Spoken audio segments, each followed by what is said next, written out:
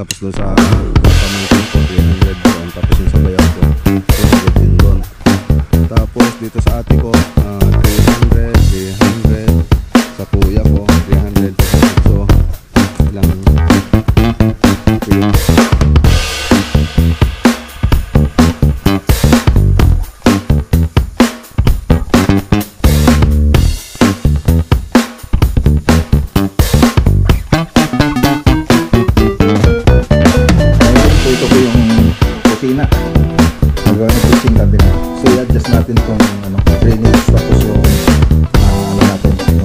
line para sa labas. So lalagyan naman po dito ng banda.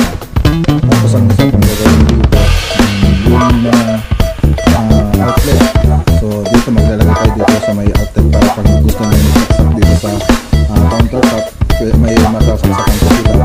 Tapos yung rep, so ang gagawa rin ng outlet yun para dun sa rep. So ayun dun sa gawin natin.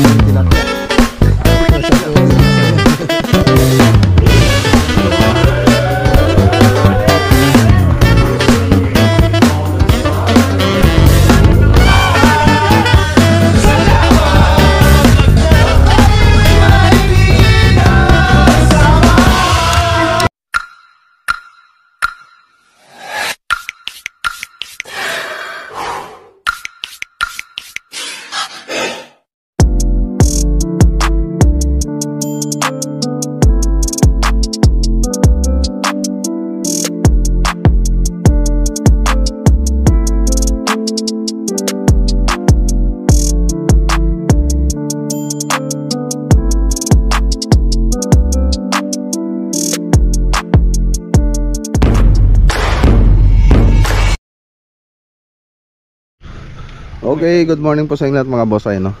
Linggo po ngayon, umaga. So mayroon po kaming hinulugan na lote rito, kami magkakapatid. Yung kinuha naming lote dito, nasa ano lang 600 square meter yung sa amin. Bali dalawang lote po yun. 300 dito, tapos 300 doon. Tapos doon sa pamangking ko 300 doon. Tapos yung sa bayaw ko 300 din doon. Tapos dito sa ate ko 300 sa kuya ko 300. So ilang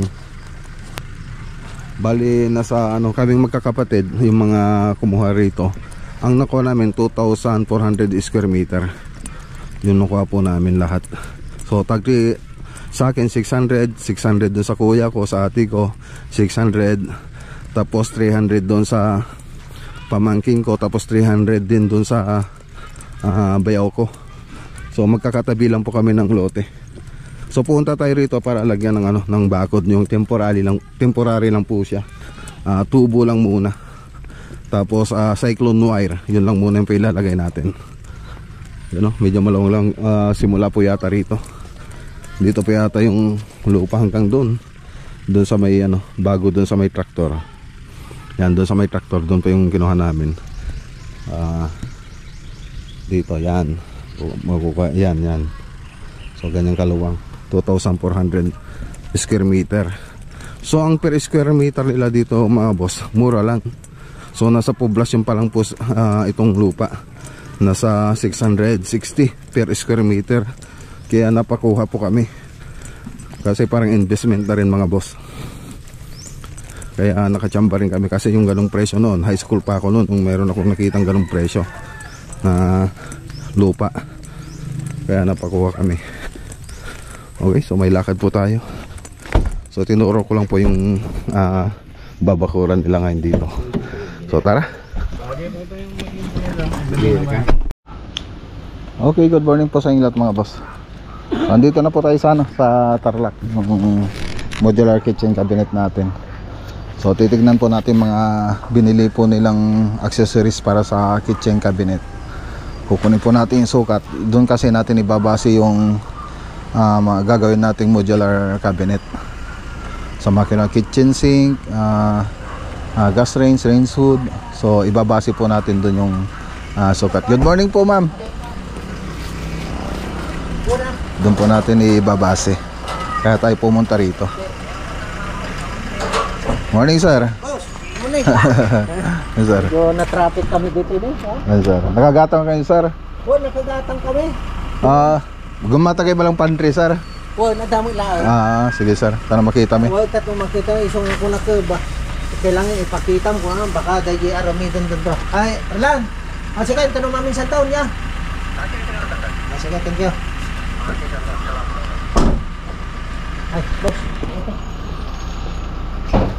Itabag nan, sir? Ito yan. Okay.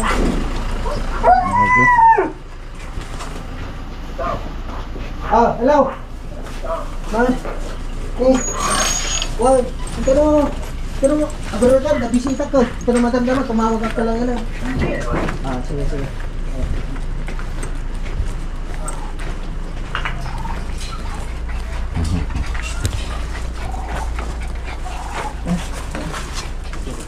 Nagdaga mo lang ba? Hindi, sige. Ano na to? Sa mga likod na lang. Bakay ko na lang. Sige.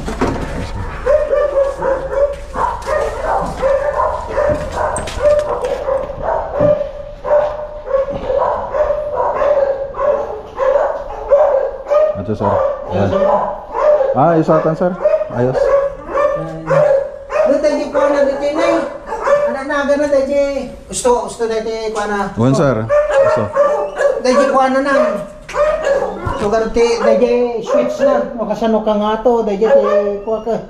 Sige, sir. Alam tayo pwede sukat tayo, sir. Sana makakuha tayo. Ito pa yung drawing.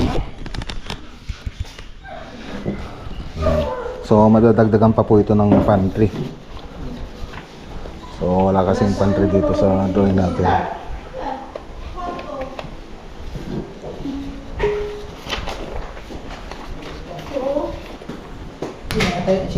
Pantry. Okay, so ito po yung kusina. Nagawa ng kitchen cabinet. So i-adjust natin tong drainage, tapos yung natin, yung water line para sa lababo. So ilalagay na lang po ditong banda. Tapos ang isa pang gagawin dito, yung mga outlet. So dito maglalagay tayo dito sa may outlet para pag gusto nilang magsaksak dito sa countertop, may masasaksakan po sila. Tapos yung rep, so gagawa rin ng outlet yan para dun sa rep. So ayun dun sa drawing natin. Tapos isa pang gagawin dito, ito. So hindi iskolado. So mas maganda sana kung iskolado para walang problema. So makikita nyo dito sa tiles, hindi siya naka-iskolado, kaya ang sinadjust namin kay sir, ayusin na lang itong kantunan niya. So maganda, dapat mas maganda kung iskolado talaga yung kitchen natin. Yan yung isang pinaka-importante. Pag gagawa to ng kitchen, dapat naka-iskolado kasi andito po yung mga yung mga sensitibong modular. So medyo sensitibo kasi dito sa mga kantuhan pagdating sa modular. Siyempre magkakaroon ng awang yan. Lalo na dito sa sa taas. Dito medyo mariremedyohan natin yung countertop kasi matatapalan siya ng granite. Ngayon ang problema dito sa taas. Siyempre pag modular naka bi-module na po siya, ididikit na lang po natin. So pag gano'n ang nangyari, ididikit natin, maaring dito magkakaroon na siya ng awang. Tapos yung importante rin dito, dapat nakahulog para maganda yung outcome ng modular cabinet natin. Okay, so nakaabang naman yung mga wire. Tapos gagawa po tayo pa ng isang switch. Switch para dito sa sa baba ng hanging cabinet. So lalagyan kasi natin ng ilaw yan. Yan, para maananigan pag gagawa ka ng kung may gagawin ka dito sa kusina, may tayo rito, may ilaw. So mayroon tayong pagpipilian, warm white tsaka o kaya white.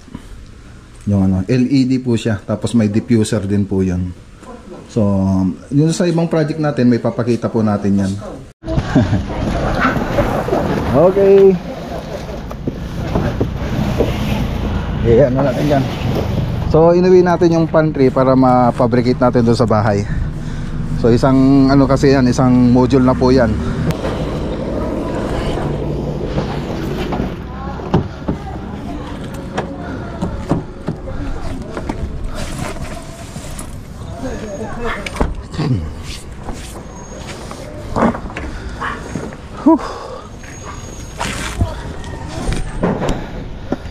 Okay, so yung mga closet ng bahay na to mga boss, ginagawa na po namin sa bahay.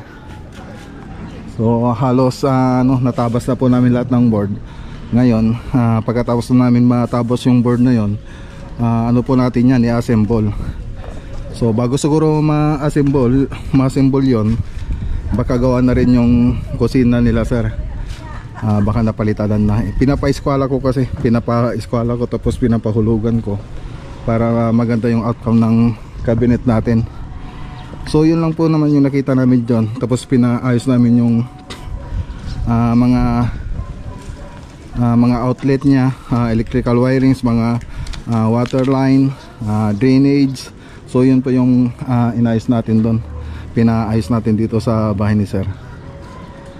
Okay, so balik ulit tayo rito pagkatapos nila maayos yun. Tapos ay drawing uli natin. Well sir, no maayos yun sir, tawagan na kami. Tanong may actual me. Sige, tara na mga boss.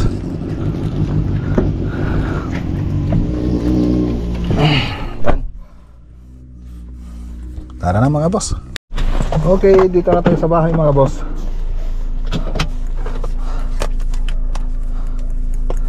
Ay no. Okay. So pababa natin itong pantry.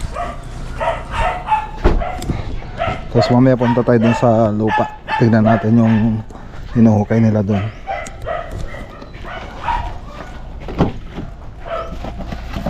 Okay, baka pupunta tayo ng Arayat ngayon mga boss. So nagtawag si parang Reggie. May kukunin po tayo doon. Okay, Malaos ko po Arayat. So andito na po tayo sa Arayat mga boss. So hindi na po tayo pupunta dun sa lupa na kasi kasi nila GR. So nag half day po kasi sila. So dumiretso na po tayo rito sa Arayat. So ang balita ko rito, susurpresahin nila Bong Madrid tsaka ni paring Bonbon Madrid. Yung mga Pat Boys mga boss, sila yan, yung mga Pat Boys po yan, sila Bong Madrid tsaka si Bonbon Madrid. Bali tatay po sila ni Ruro Madrid. Yun po yung magsusurpresa kay paring Louie, puyawan doon sa farm, sa bahay nila paring Louie. So pupunta rin po daw si paring Jimmy Speak tsaka si paring Rex Vlog. So si paring Rex Vlogs po yung nagsabi sa akin, nagbanggit kanina sa akin, niyayan niya rin ako rito na pumunta. So ayan, kaya napapunta na rin tayo rito sa Arayat. Okay, lapit-lapit na po tayo. Okay, dito na po tayo sa TikTok Road, Arayat, Pampanga. Ayan yung mga mga boss. Tingnan natin. Hindi yata si Kabakal Dito ba nakapesto si Kabakal? Yata. TikTok Road mga boss. Malapit na po ito dun sa dam.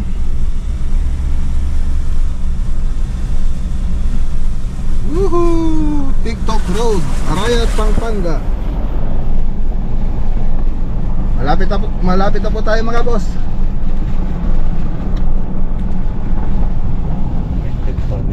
Okay, dito na po tayo. Ay, dyan na si paring Jimmy paring Jimmy Speak tsaka si paring Ronald. Yung mga Pat Boys ang wala pa. So dito na tayo magparada.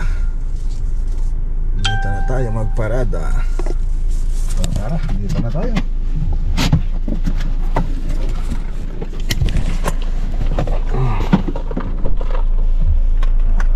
Uy, may sounds na naman doon. May sounds na naman. Sounds na parang raids.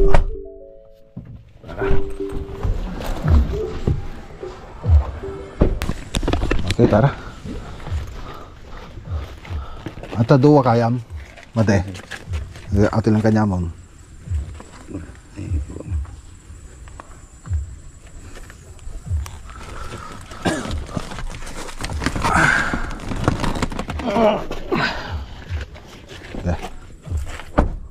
Kapay, ano kapay?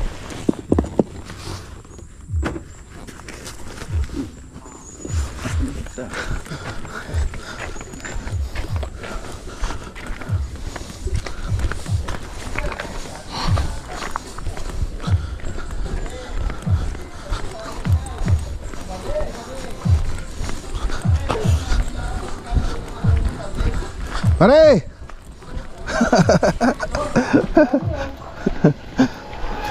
Oh, bonsai.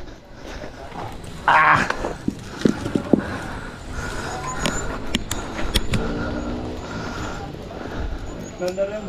Ha? Ano kay ano? Paring Mike. Paring Mike kay paring Bong Madrid.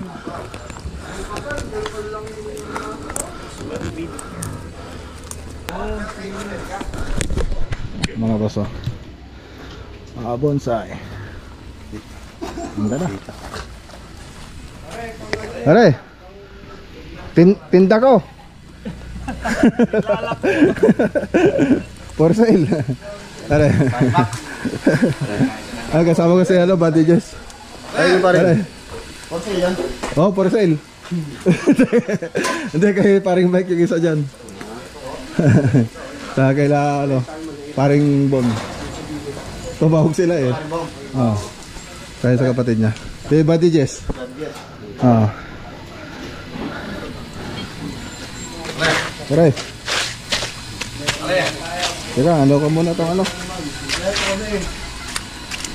Okay. Pare. Pare. Ay, salamat. Oh, welcome. Pare, kain tayo pare. Si ano, Buddy Jess pala ito. May pabasa. Ayos ah. Sino yun? Si Buddy Jess, mabarkada namin ni Buddy Noli. Ah, Oh, wala si Buddy Noli. Buddy Noli, magsisimba daw sila. ano lang sa pare? Sa tabang. Okay lang. Kusang sa gantong araw. Oo. Oo, hindi sumabay sa init.